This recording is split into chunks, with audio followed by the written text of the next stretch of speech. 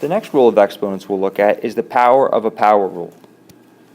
And what this says is, if I have a base, and I take it to a power, and then I take the entire thing to another exponent, all I simply do is multiply the two exponents together. So an example would be, if I have 2 to the third and all that to the fourth power, well, written out, this would be 2 to the third times 2 to the third times 2 to the third times 2 to the third. 3, 3, 3, and 3 make 12, or I can just simply multiply the 2 and the 3 and the 4 together, and I would get 2 to the 12th power. Well, if I look at my examples, the first example I have is x to the third, all that to the fourth power. We did an example almost exactly like that. The only difference here is I have an x. The x stays. Instead of adding like we just previously did, I'm going to multiply the 3 and the 4 together and get 12. In the next example, I have y squared and then taken to the fifth power. I don't do anything different. I just multiply all the numbers together now.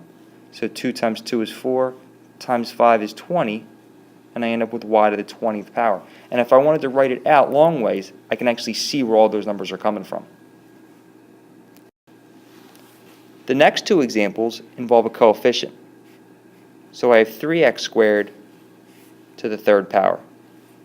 What this is saying to me is it's saying that because there's no coefficient, no exponent with the 3, we know there's a 1 up there. And remember, this is two separate terms. We can rewrite this like this if it helps to see it, and all that being taken to the third power, because what you're going to do is you're going to multiply exponent and exponent. So this becomes 3 to the 1 times 3 third power, 2 times 3 sixth power.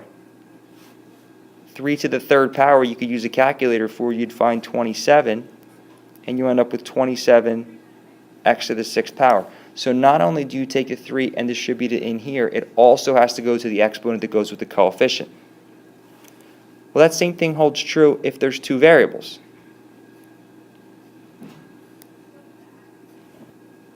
The 4 gets multiplied into the 3, and it gets multiplied into the 6, which is going to give me x to the 12th power and y to the 24th power.